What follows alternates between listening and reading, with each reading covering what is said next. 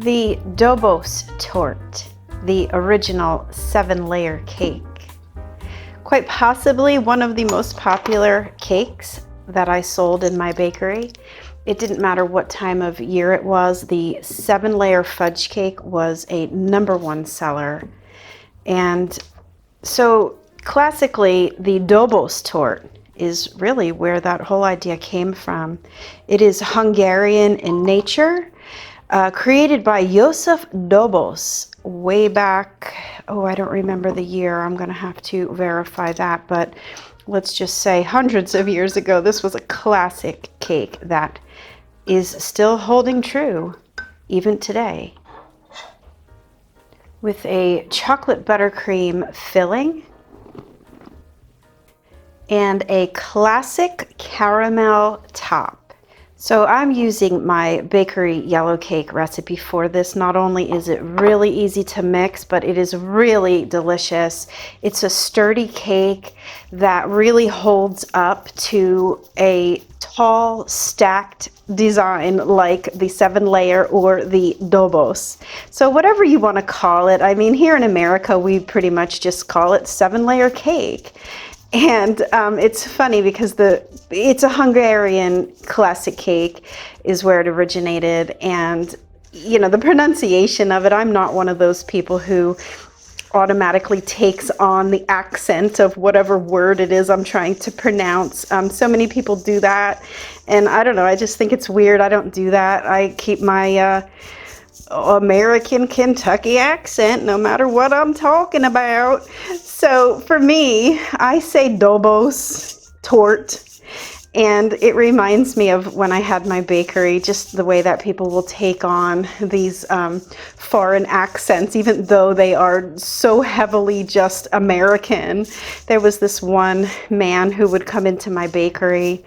He was like, you know, New York, New Jersey, just like kind of a businessman. He'd come in the morning and say, "Hey, Gretchen, good morning. How are you doing? I'm going to have my usual black coffee, and today I think I'll have a croissant."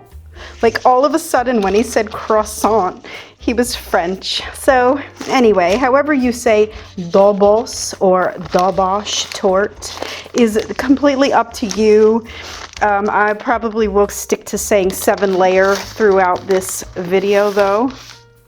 So when I went to school at the Culinary Institute of America, we had to learn all of the classic cakes, and the Dobos Torte was one of them. So again, I'm using my bakery yellow cake recipe. It's a really easy 1-bowl mix. You don't need a mixer to mix this cake. As you see, I've sifted together my flour. It's a combination of cake flour and all-purpose flour. I just like that combination best. I've included the sugar in the dry ingredients. That sort of helps the liquids mix through a little bit better because the sugar sort of clings on to that flour, and the baking soda, and there was a little bit of salt in there. On the first stage, you saw that I added some vinegar to my plant milk, and that's going to make a mock buttermilk. Soy milk is the only plant milk that is going to thicken when you add the acid to it. So I do tend to like to use soy milk whenever I am baking cakes. Now, for the fat, I do like to use a combination of oil. It's just a neutral vegetable oil. I have used coconut oil in the past, and it works just great if you do like to use that. And I like to use a combination of vegetable oil and melted vegan butter. Now, I've used all melted vegan butter. I've used all oil. I've used the combination like I'm doing here, which I do prefer the most. I feel like it gives the lightest texture from the oil, but also a dense sort of integrity structure from the melted vegan butter, plus the taste of the vegan butter comes through. I'm also going to be using some vanilla bean paste. You could use vanilla extract if that's all you have.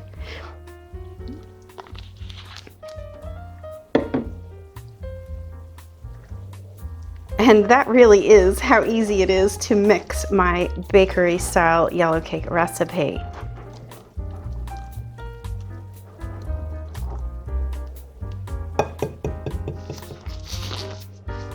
One other reason why I like to use this cake recipe is because we are making 7 layers, and as many of you, I don't either have 7 of the same size cake pan. I have typically 4 of each size. So the batter can sit on the counter while the other layers bake, and because it's such thin layers, it's really not going to take that long, so it's really not going to affect the batter. This is a really friendly batter to make. Not only do you mix it by hand, but there's no weird egg replacers. You pretty much have all the ingredients that you need to make this cake recipe. I guarantee it. So I'm just lining my cake pans with a little bit of pan spray on the bottom and the sides, and then a parchment paper circle to ensure that these are going to pop out of the pans with no problems. Now you see I am working with the scale here, and whoops, I just shut it off. Because I want my layers to be exactly the same thickness, I'm going to be weighing the batter rather than just eyeing it. And this is not a cake that I really want to cut. So I would prefer to always use the scale to weigh out each layer.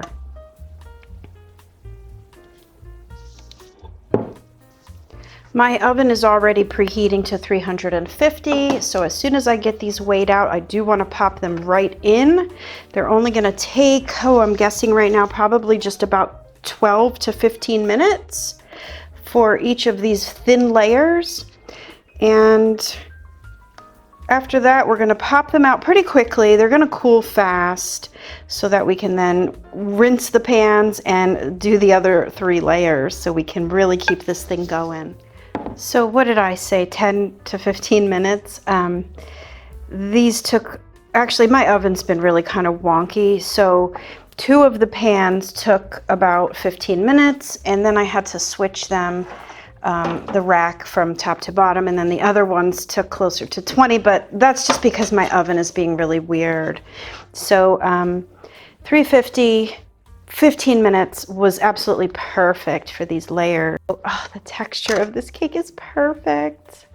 I think it's a slightly too much batter, so I'm going to adjust this recipe as always on the written recipe on my website, so don't worry there.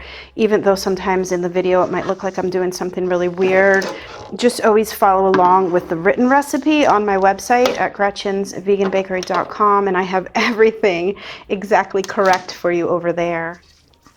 So these pans are still actually hot, like that just burned me, but 25 plus years of doing this, my fingers are like, they can handle really hot heat. So just be careful when you do this. And of course I'm rushing it a little bit because I need these pans again so that I can bake my other 3 layers.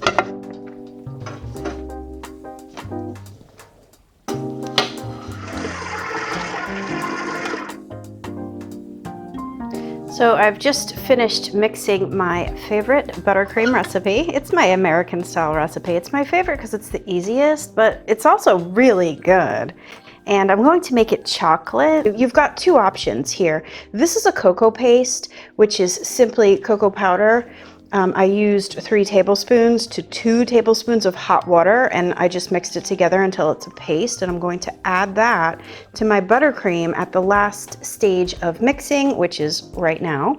So the thing I like about using cocoa paste versus melted chocolate is that cocoa is unsweetened, so you're not adding more sugar to an already super sweet recipe like buttercream. However, I am going to contradict myself because I'm using cocoa paste today in combination with melted semi-sweet vegan chocolate. So I'm actually using both. You can use both, you could use one or the other. It's really your option. But no matter which one you do choose to use, you just want to make sure that you're adding it cooled to your buttercream, not hot. I mean, slightly warm is okay. You just don't want to add anything that's going to melt your already fragile buttercream.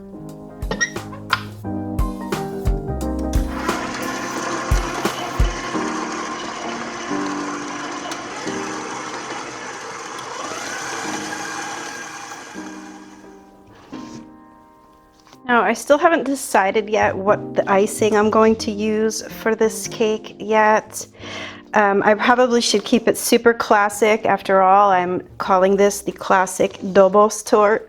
But man, I love mocha mixed into my 7-layer cakes. Like I said, when I made this cake in the bakery, we just called it a 7-layer cake. It was vanilla cake with fudge filling and icing. So I'm almost inclined to put my professional bakery fudge recipe on this cake, but then I'm going to stray too far away from the classic. So let me think about this for a minute. My cakes are still cooling, and here is my luscious chocolate buttercream. So while I mix this up and think about what icing I'm going to use, be sure to comment below and let me know if you've ever heard of this cake. Have you ever made this cake? And what would you do different? Would you stick to the classic, or should I get a little funky and do mocha and fudge? Let's find out. So I made two decisions. The first one was to trim my layers because they really were a little bit too thick for a classic Dobos Torte. So that's the other really beautiful thing about this cake recipe, is that it's sliced so perfectly. I mean, that was a thin layer to begin with, and then I sliced it almost in half again, and there's no crumbs. I mean, this thing holds together like perfectly, so it's really friendly in so many different aspects. And the second decision that I made was that I am going to go ahead and ice my cake in chocolate buttercream, because I made a literal truckload of it. So there was that decision pretty much made for me. So I'm going to go ahead and assemble the cake. Now, because I'm confusing you with how much batter to put in the pans, and then I went and sliced them all in half, don't worry. As always, on my written recipe on my website, everything is going to be very clear and worked out perfectly for you. So I have actually 8 layers here, which is a good thing in my opinion, because I'm going to show you why a little bit after we build this cake. We have to make the caramel for the top layer, and you'll see people do this classic cake differently. Some people just do a straight up caramel layer, and we were taught to pour the caramel directly on the last layer of cake. So I'm going to do it that way. So if you've seen it done a different way, then it's, your option. You can pretty much do it whichever way you prefer, but I'm sticking to the real deal classic way that I learned how to make this cake way, way back when I was young at my Culinary Institute of America days.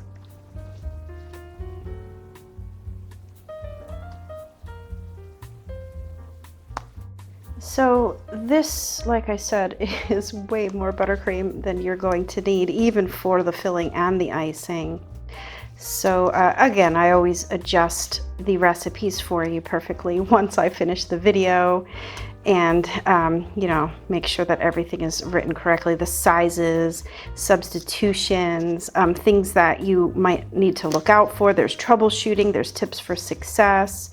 So all of that is on the written printable recipe, in case you can't sit through this super long video. I have it all just, quick printable instructions for you. But I have to be honest, I keep saying it, I do love making videos this way. So comment below, let me know how you're liking this style of video.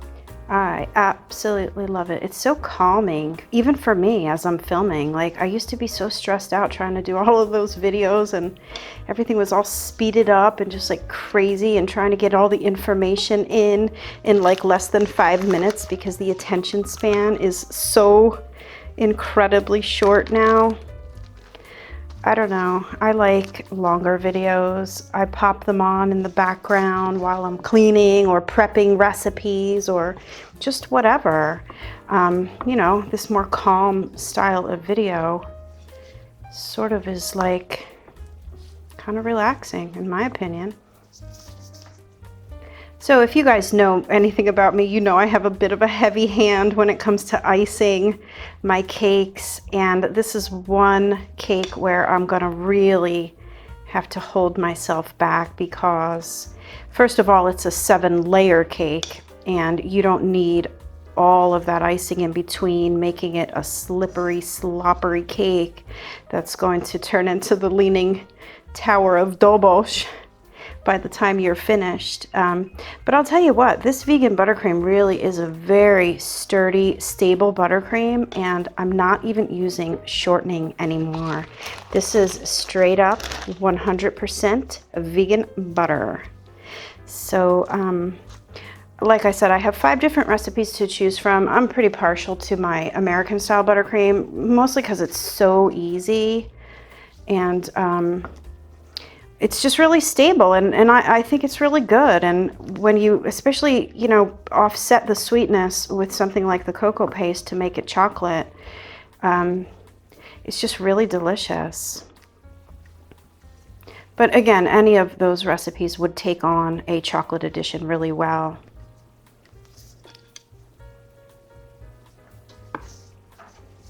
So let's talk about tortes and cakes. Why is this called the Dobos Torte? You're going to get some mixed information if you try to search out that answer. And I can only tell you what I learned many years ago about a cake versus a torte. Basically, my understanding and what I was taught is that when you are torting a cake, for example, what did I do? I cut all of these layers in half, and that act in itself is called torting a cake. So it's the slicing of a cake down to thinner multiple layers versus, you know, maybe like a bundt cake, which is one big cake, or a loaf cake, which is one single cake. And the mixed information that you might get around this topic is that a lot of the answers say that a torte is actually a cake that's not even made with flour. And I don't know that I agree with that, because this is a classic Dobos Torte. It's called that. It's always been called that, and it's always had flour. So I don't know, comment below if you have a different explanation, or if you learned differently, or if your understanding of it is a little bit different. But for me, I'll always call something a torte when it has multiple layers like this one. Well, that's not true. I'm so like American in my speaking. And that was no shade before when I said like my Kentucky accent. Like seriously, there's been so many people in my life that have said, "Are you from the South? Like you have an accent," even though I'm fully New Jersey. And you'll know that I am when I say things like coffee and water. Those are the 2 words that I really try to work on, especially now that I'm not in New Jersey anymore, because I don't think I have an accent, but so many people say that I have like a thick Jersey accent. To me, when I speak, I think I most sound like I'm from the South. That's why I make that joke. Anyway, the Dobos Torte, straight out of Jersey with a little Kentucky flair.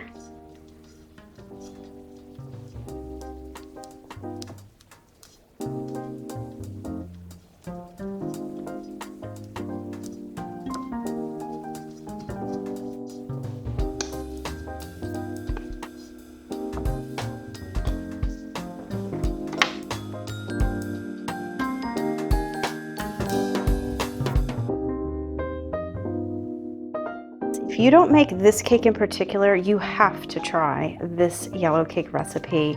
It is a dream to work with, and you know that when I cut those slices before, I ate a whole slab to myself, and it is so good. It's so like buttery, and it just has a perfect texture. And obviously, as you see, it's a dream to work with. It's perfect for stacking and carving. There's very little crumbs to it. Just love it, and so easy to make. Okay, let me stop gushing about this cake recipe. I am going to get this into the refrigerator just to kind of firm it up a little bit. And then I'm gonna do the final icing, maybe a crumb coat. We'll see how it goes. It may not need it, because I am gonna coat the whole sides with my almost burnt yellow cake crumbs. So let's do that. Then we're going to make the caramel for the last layer. Don't forget, I saved out this last layer, and that's going to be the top layer. We're going to pour the caramel on top of that, and then that's going to be the absolute last layer, but that's what makes the decoration for the classic Dobos.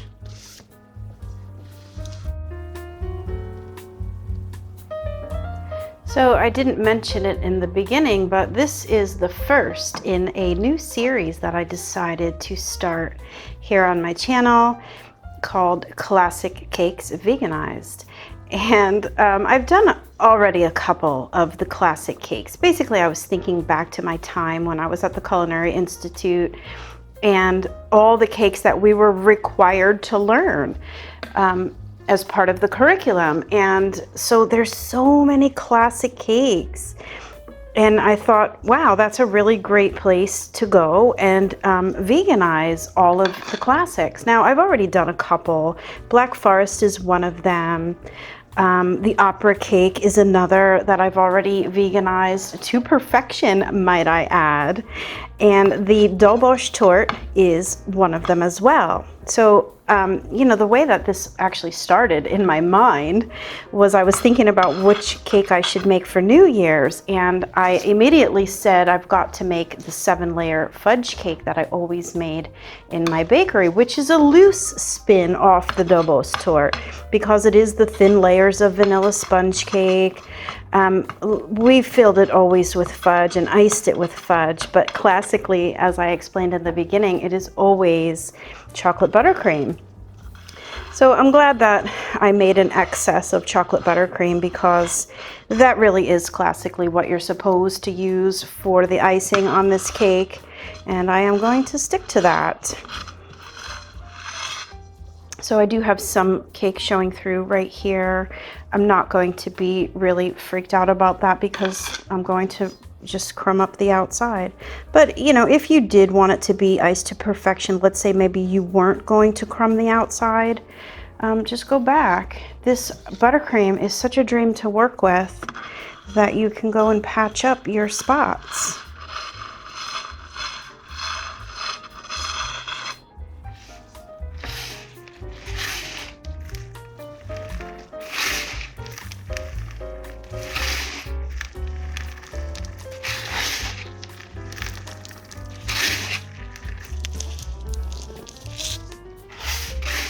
You should really never throw away your cake trimmings or even cake disasters. If you've had a cake that just was sort of like a flop, throw it in the freezer. It makes great garnishes for some other cake projects.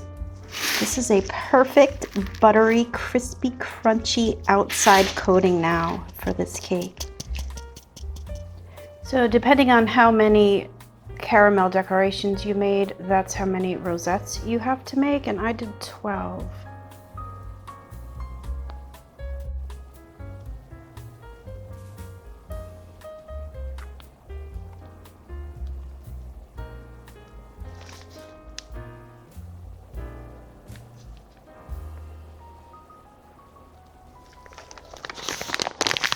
So this is where the look really ties together, and I'll be honest, when I first started cutting the caramel on top of the cake, I really questioned if that was the best idea, because it did sort of cause the caramel to curl a little bit as it adhered to the cake underneath.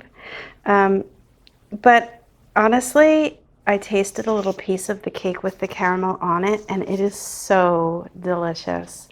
And you know, I'm a big believer in your cake. Yeah, it's nice when your cake looks beautiful, but when your cake tastes beautiful, like that is the ultimate. And after all, we're making food that is supposed to taste delicious.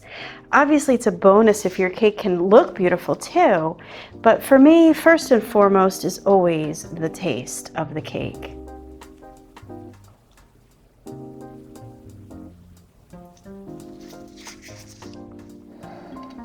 The other part of this about working with caramel, or meringues for that matter, in Florida, is the humidity is just a real killer. So you know, I don't know how this is going to hold up. I mean, any cake that has a caramel decoration on it runs the risk of, you know, just sweating and dripping. So I would really recommend to, if you're in a hot climate like I am, to hold off on this caramel decoration until the very last minute, like when you're walking out the door with this cake or serving it to your guests. But you could just really see the beauty and the classic look of this cake. And it's really not that hard. I mean, it's two simple recipes: my vegan vanilla cake recipe, my best American buttercream recipe, and just some simple cooking of a caramel. So let me go ahead and get this into the fridge to sort of firm up a little bit before I cut it. I can't wait to taste this.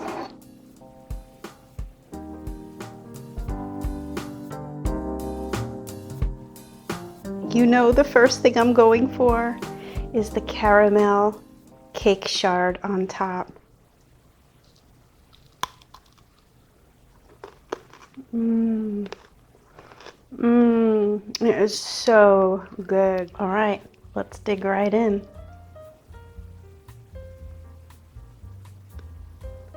Oh my God. This is absolute perfection.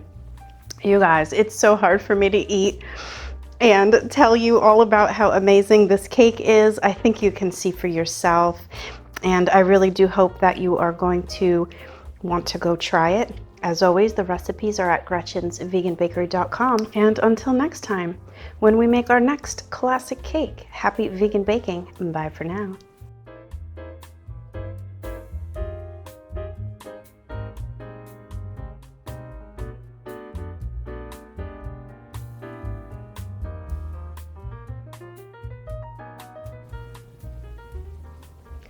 Okay, so if you've fallen asleep by now, this is the part where you need to wake up and pay attention, because we're going to be cooking some caramel, and you have to set yourself up before you start that process. Obviously, we need our cakes baked before we start the caramel. Whether your cake has been built with icing or not is not really a major difference, but you definitely, if you're going to do it the way that I told you I'm doing it, by pouring the caramel on top of the last layer of cake, then obviously you need your cake to be baked. I'm adding just a tiny bit of white vinegar, and that's going to help prevent caramelization, not caramelization, crystallization, which is like the worst thing that could happen when you're making a caramel. Well, no, that's not the worst thing that could happen. The worst thing that could happen is that you could burn yourself. And I'm being very serious when I say that. You have to be very careful when you're cooking sugar to over 300 degrees. It's very dangerous. And if you've never done it before, just really pay attention to how I'm doing this. And it's, you know, it's easy. It's just that it's hot. So over here I have my last layer of cake set up in a metal cake ring. It has to be metal, because if we're pouring hot caramel into it, you are going to melt anything that's not metal. So it doesn't have a bottom. My cake layer is down in there. It's directly on a piece of parchment paper, just in case any of the excess caramel does spill over. I'm going to slightly coat my metal ring just with a little bit of pan spray, because I don't want that caramel to stick, because that'll just be kind of a hassle. So now that that's set up, we can go ahead and get the sugar cooking.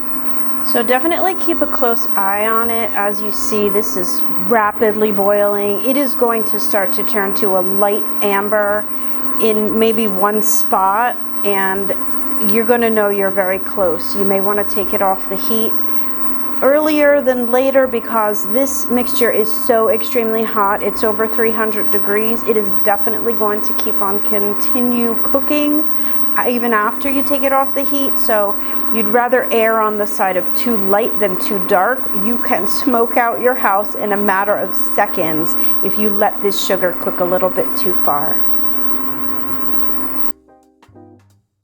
All right, pour it right on.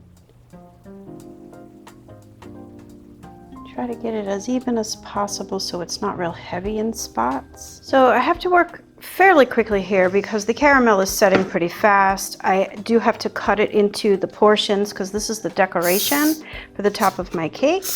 So you definitely want to do that with an oiled knife. You don't want your knife sticking into this caramel in any way.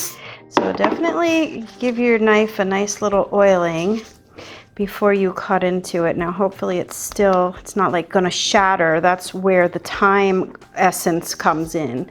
If you wait too long, your caramel is going to be super set and you're just gonna shatter it like a lollipop. So just kind of score the top.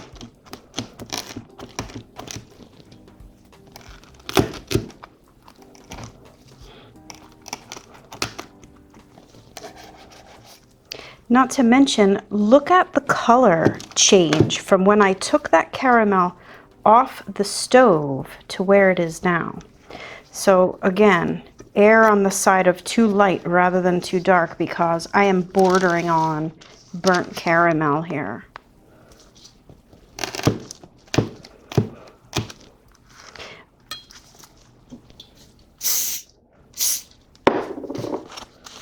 Let me tell you something. If you think making a cake is difficult, just making the cake, try filming it with all the angles and all the important steps needing to be close up.